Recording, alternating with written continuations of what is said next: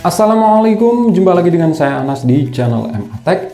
Nah, di depan kita ini sudah ada sebuah HP unik, HP lipat yang punya dua layar. Nah, kemarin tuh saya pernah posting di komunitas YouTube tentang HP ini, dan ini adalah ZTE Axon M. Memang ini bukan HP keluaran terbaru, dan untuk harganya ini sekitar di angka 2 jutaan. Nah, ini bukan garansi resmi ya. Oke, untuk penampakan boxnya seperti ini berwarna orange. Ada tulisan mobile phone, ini ada gambar si HP-nya yang dipegang dengan tangan ya.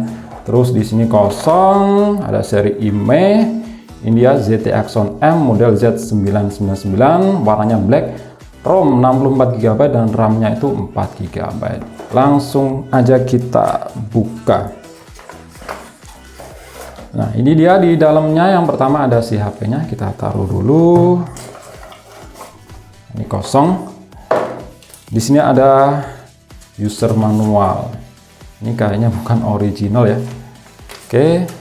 Terus ada kabel USB Type-C dan juga kepala charger. Ini bukan ori, ini kayaknya punya Samsung, tapi bukan original bawaan Samsung. Di sini punya output 5 volt 2 ampere atau 10 watt.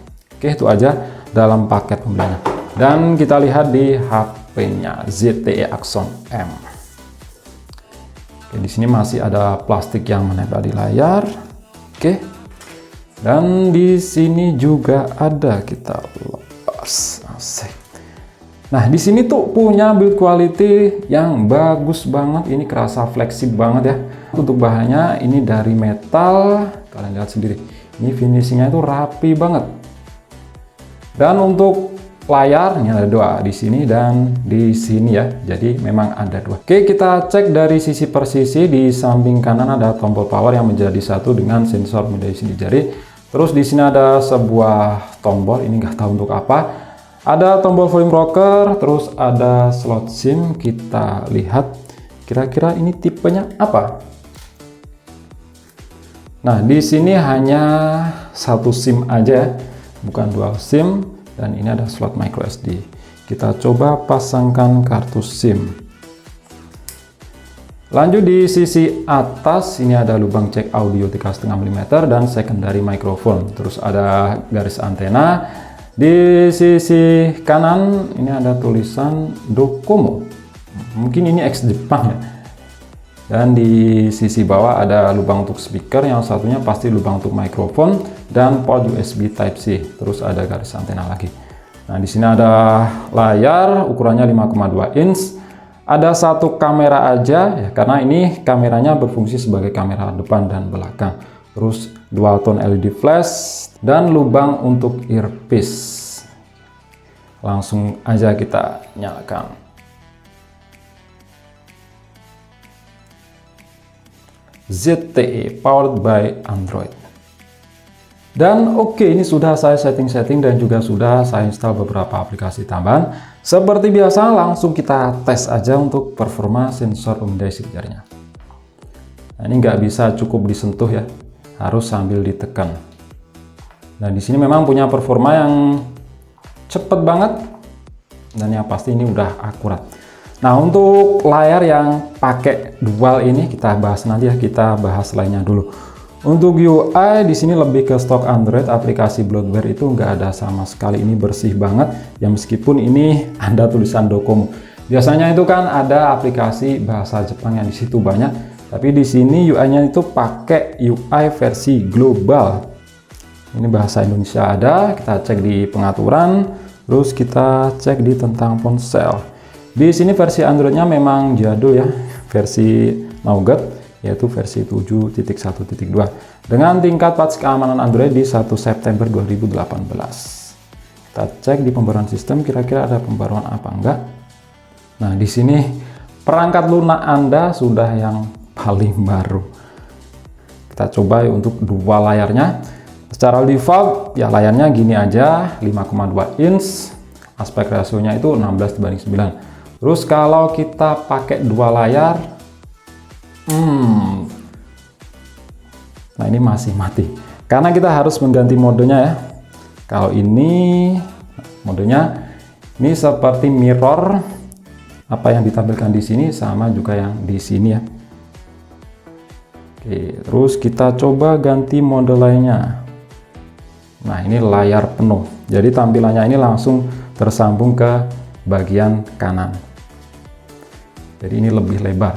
Kalau digabung seperti ini ukurannya jadi saya lihat itu 6,75 inch ya. Terus kita pakai mode. Nah, ini pakai mode dual. Jadi ini memang enak kalau untuk multitasking. Yang satu lagi buat nonton YouTube. Jadi ini memang enak kalau buat multitasking karena ya tampilan salah satu aplikasinya ini tetap penuh, nggak terpotong. Kita coba, nah ini lihat ini ya. Nonton YouTube sambil Facebookan. Pengen coba puter layarnya. Assalamualaikum, halo guys, balik lagi dengan Giri di sini dan kali ini saya bikin Nah, video produk terbaru dari yang atas buat nonton YouTube, yang bawah buat Facebookan. Ya, ini memang fitur kayak gini lebih enak buat multitasking ya, karena ya ini tampilannya penuh nggak kepotong. Nah, kita tutup aja yang satunya. Terus untuk masalah sinyal ini aman dan pasti kalian itu bertanya-tanya, kok masih dapat sinyal? Padahal ini kan bukan HP garansi resmi, baru masuk, nggak melalui pajak bea cukai juga. Jadi ceritanya seperti ini, saya dengar-dengar itu sellernya udah bayar pajak untuk mengaktifkan IMEI di luar aturan yang diberlakukan. Jadi istilahnya itu ada permainan di orang dalam di luar aturan kebijakan IMEI. Oke, kita cek di aplikasi yang sudah saya install. Pertama AIDA 64 sistem. Nah, di sini tuh RAM-nya 4 GB, terus untuk internal storage itu 64 GB yang bisa kita pakai sekitar 50, nggak ada sih, 49 GB. Terus kita geser ke bagian CPU. Ini pakai Snapdragon 821 ya, mantan flagship itu tahun berapa? Cuma quad core, terus untuk clock speednya 2150 MHz atau 2,15 GHz. Dan di sini fabrikasinya itu 14 nanometer. Nah, ini versi Pro. Kalau yang versi standarnya itu kan Snapdragon 820. Itu perbedaannya ya ada di clock speed CPU dan GPU. Kalau untuk zaman sekarang, pasti kalian udah pada tahu lah gimana performanya. Terus untuk layar resolusinya ini Full HD ya. Kenapa ini 2160 ya? Karena dua layar ini 1080 ditambah 1080, jadinya 2160. Kalau yang 1920 ini tetap ya IPS, ukurannya 6,75 inch. Maksudnya ini kalau digabung seperti ini. Jadi bukan 5,2 inch ditambah 5,2 inch sama dengan 10,4 inch, itu nggak karena ya di sini yang bertambah cuma panjangnya sini aja ya. Panjangnya sini, panjang ke samping maksudnya. Yang ke bawah ini tetap panjangnya. Kita tutup aja biar lebih enak pegangnya. Nah, untuk GPU ini pakai Adreno 530. Geser ke bagian baterai. Di sini kapasitasnya ya memang kecil untuk di zaman sekarang. Ini 3180 mAh. Tapi udah support dengan Qualcomm Quick Charge 3.0 sih, saya lihat di GSM Arena. Terus kita lihat untuk skor Antutu yang didapatkan dari Snapdragon 821 di tahun 2021. Nah, di sini saya pakai versi 8 ya, karena saya coba versi 9 itu nggak bisa. Terus skor di sini dapat 162 ribuan dengan rincian CPU 59 ribuan dan GPU 43 ribuan. Terus kita coba untuk multi-touch.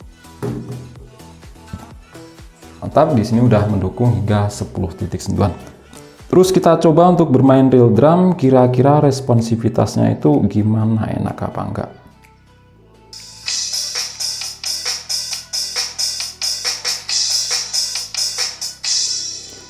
Di sini enak sih, nggak kerasa delay. Kita coba pakai dua layar kalau main real drum. Malah keluar aplikasinya.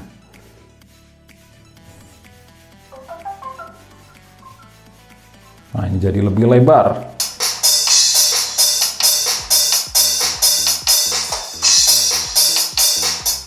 Ini sama-sama sih untuk responsivitas antara layar kanan dan kiri sama-sama enak.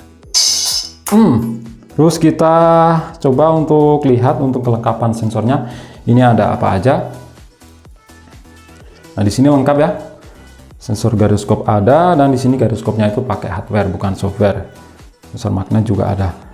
Kemudian kita lihat di bagian kamera. Nah, untuk kameranya ini cuma satu aja, resolusi 20 megapiksel, bisa digunakan untuk kamera depan dan belakang. Secara default ini kita dibawa ke kamera depan. Untuk pindah ke kamera belakang caranya seperti ini. Nah, ini kita disuruh balikkan HP-nya. Jadi pakai layar yang satunya, ini jadi kamera belakang. Kita pindah lagi ke kamera depan. Nah, ini udah pindah. Dan di sini memang terlihat ya bagus ya, karena ya sama aja untuk kamera belakang dan depan itu sama 20 megapiksel. Terus apa jadinya kalau kita buka layar satunya ya? Jadi di sini yang satunya ini mati dan nggak bisa pindah kamera. Di sini untuk kamera depan jelas ya, bisa autofocus, mantap. Dan memang hasilnya ini juga kelihatan bagus. Tapi secara fitur di menu kamera depan dan belakang ini beda. Kalau kamera depan ya cuma gini aja, video, potret diri, dan beauty. Sedangkan untuk kamera belakang, nah di sini ada tambahan manual, bisa atur shutter speed sampai 7 detik. Terus ada manual fokus juga. Dan juga ada menu lain seperti panorama, super night, paparan ganda, dan lain-lain. Terus untuk perekaman video, nah di sini bisa merekam hingga resolusi 4K ya. 4K. Tapi untuk resolusi 4K otomatis untuk AIS-nya ini nggak bisa kita pakai, ini otomatis mati. Sedangkan untuk Full HD dan di bawahnya ini nyala ya. Untuk kamera depan. Untuk kamera depan ini di mode foto. Ini bisa merekam ke resolusi 4K. Sayangnya di sini tuh bedanya AIS-nya itu nggak bisa dipakai. Kalian bisa lihat sendiri. Nah, untuk hasil foto dan videonya kalian langsung bisa lihat aja sebagai berikut.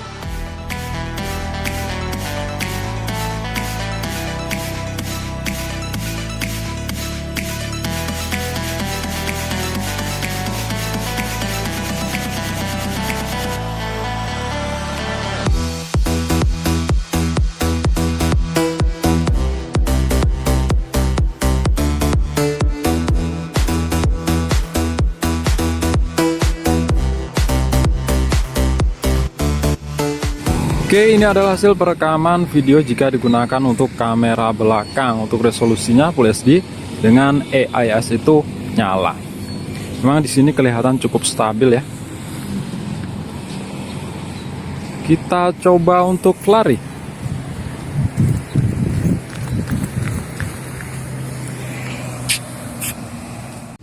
Dan ini untuk resolusi 4K-nya, otomatis AIS itu nggak bisa dipakai. Jadi memang kerasa untuk getarannya.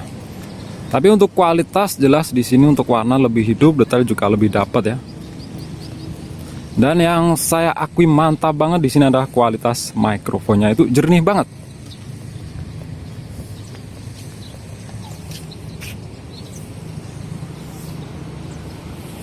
Dan ini hasil perekaman video jika digunakan untuk kamera depan. Ini saya rekam di resolusi mentok aja ya, yaitu 4K. Untuk kualitas ini sama aja dengan kamera belakang, dan mantapnya di sini jadi bisa autofocus. Coba fokus, mantap. Coba lagi. Oke. Cuma bedanya kalau dipakai di kamera depan, untuk resolusi Full HD ini nggak ada AIS, beda dengan kamera belakang. Dan ini jika dipakai di dalam ruangan, ini di studio saya masih berantakan. Nah, ini cocok banget buat ngekonten review barang yang kita pegang dengan menampilkan diri kita sendiri ya, seperti contoh kayak gini. Karena ini kan sudah autofocus, mantap, fokusnya ini juga cepet banget. Oke.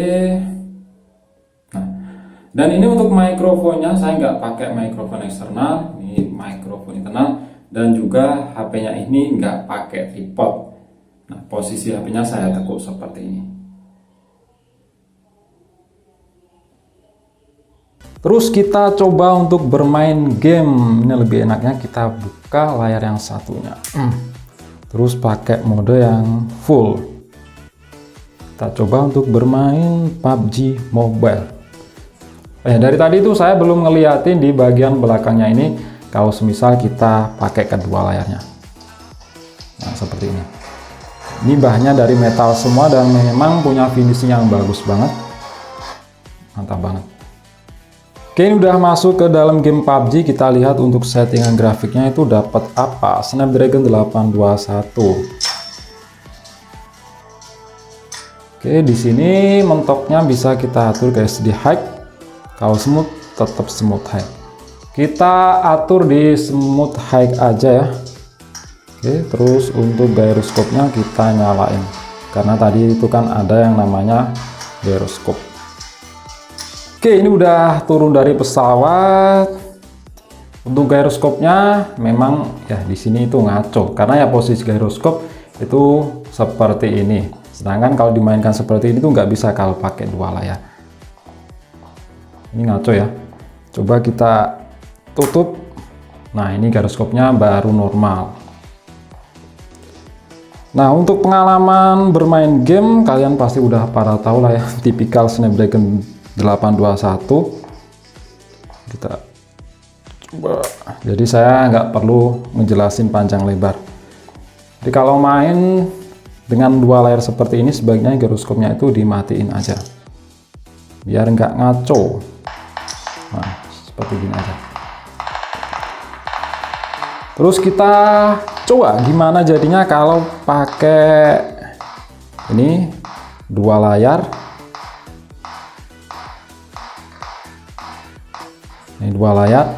Yang satunya kita coba untuk bermain game lainnya. Ini pakai AOV.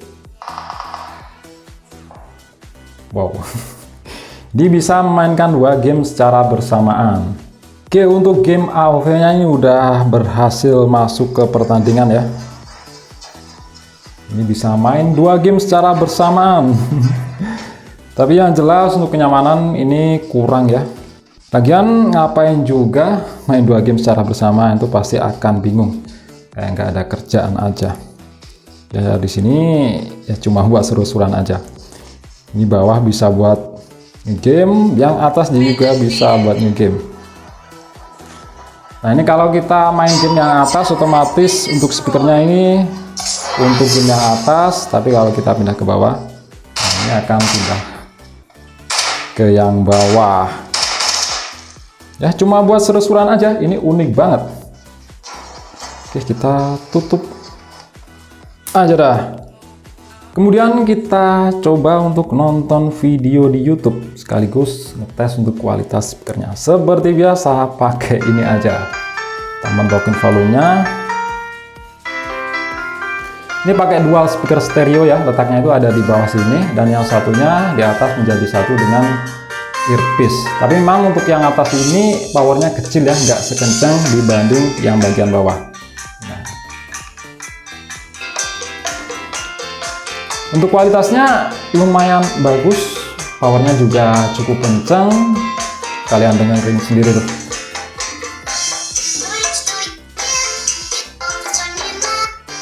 Nah, tabuhan kendangnya empuk banget. Kita coba pakai dua layar.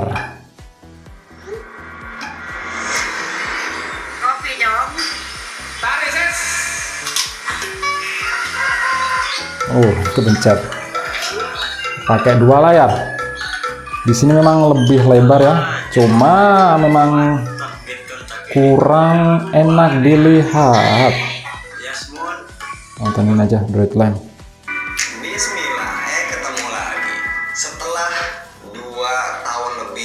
Oke, kita keluar aja. ZTE Axon M, HP unik pakai dua layar. Ini yang lipet HP-nya yang bukan layarnya. Dan di sini memang enak kalau untuk kebutuhan multitasking, misal buka dua aplikasi secara bersamaan, karena di situ satu aplikasinya nggak kepotong ya, tampil secara penuh. Tapi otomatis itu akan pengaruh ke penggunaan baterai yang akan lebih boros. Oke, kita tutup kembali. Ya, di sini mungkin yang agak gimana khawatir itu bagian belakang ya, karena ini kan juga layar. Kalau kita taruh seperti ini, harus kita taruh di tempat yang benar-benar bersih dan juga itu halus. Kalau di tempat kasar ini kasihan, ini kan juga layar. Oke, jika kalian suka dengan video ini silahkan klik like dan share jika kalian rasa video ini bermanfaat. Kita jumpa di video selanjutnya dan wassalamualaikum warahmatullahi wabarakatuh.